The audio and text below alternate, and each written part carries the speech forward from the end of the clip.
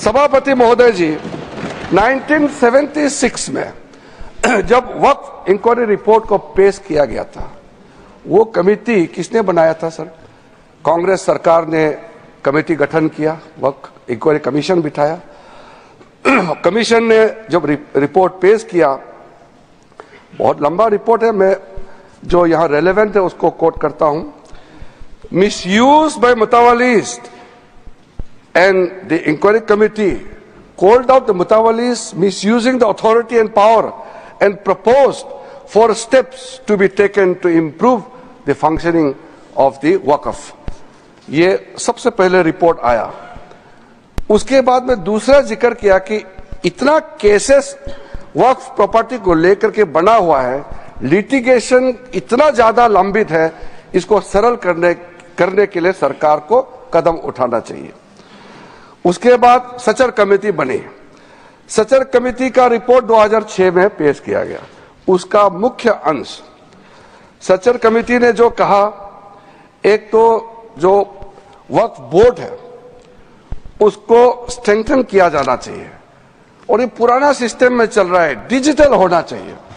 साथ साथ में सचर कमेटी ने कहा कि उस समय 4.9 लाख वक्फ प्रॉपर्टी है इस देश में, आज तो बढ़ गया, उस समय 2006 में, और 4.9 लाख वक्फ प्रॉपर्टी जो रजिस्टर्ड वक्फ प्रॉपर्टी है, उनका टोटल इनकम सिर्फ 163 करोड़ पर एनम था, 160 करोड़।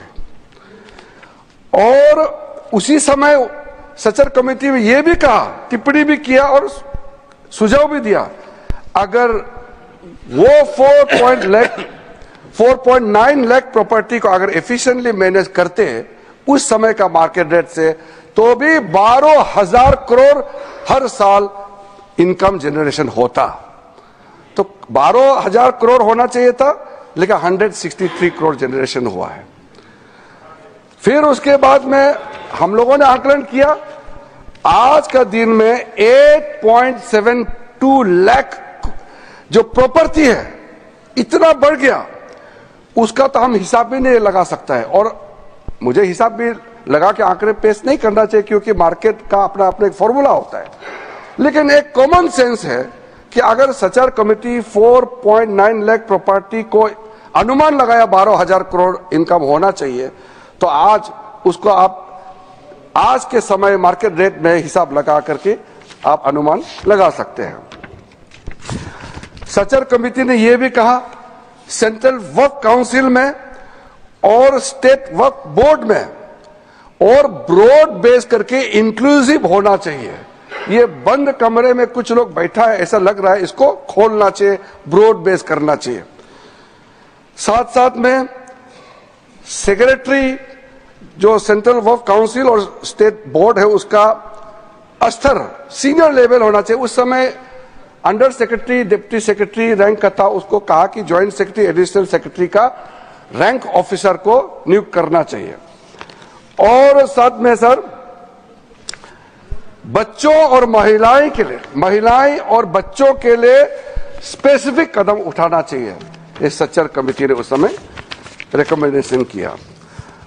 और उसके बाद एक ज्वाइंट पार्लियामेंट्री कमेटी का गठन हुआ, जिसका अध्यक्षता के रहमान खान ने किया। और के रहमान खान जी अल्पसंख्यक मामलों का मंत्री भी रहा है, वरिष्ठ सदस्य थे। उन्होंने फिर पूरे ऑल पार्टी का सदस्य का एक जेपीसी हेड किया, उसमें कई मुद्दे उन्होंने रखे हैं और रेकमेंड किए हैं। मैं मेन वाला को यहां पॉइंट आउट करना चाहता हूं। एक तो उन्होंने पॉइंट आउट किया कि जो इंफ्रास्ट्रक्चर है वक्फ बोर्ड का, वो काफी नहीं है, और मैन पावर और फंड बहुत ही मीगर है, कम है, छोटा है, वो काफी नहीं है। दूसरा कहा कि ऐसा लगता है कि सारा जो झंझट है वो मुतावली पे केंद्रित है।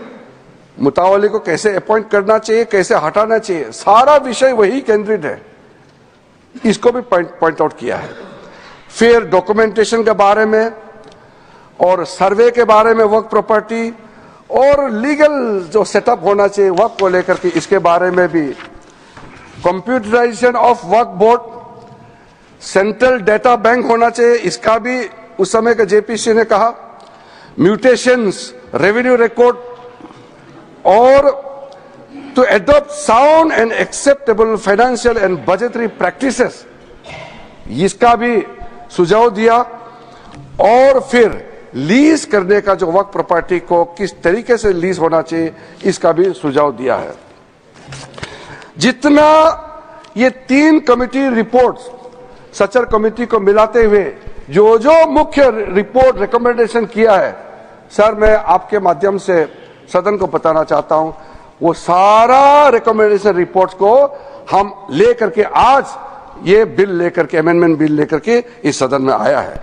इसलिए ये तीनों कमेटी, ये कांग्रेस सरकार में जो दूसरे और तीसरे कमेटी तो यूपीए सरकार थे, लेकिन शुरू वाला तो प्योर कांग्रेस गवर्नमेंट था। तो मैं मुख्य रूप से कांग्रेस पार्टी को और उसके जो सहयोगी दल है, मैं अपील करना चाहता हूं कि आज जो बड़ा कदम माननीय प्रधानमंत्री जी के नेतृत्व में हमने ये 2025 का वक्फ संशोधन बिल लेके आया है, तो आपका ही सोच विचार को आप जो पूरा नहीं कर पाया, उसको पूरा करने का हिम्मत नरेंद्र मोदी जी सरकार ने लेके आया है, तो आप जरूर समर्थन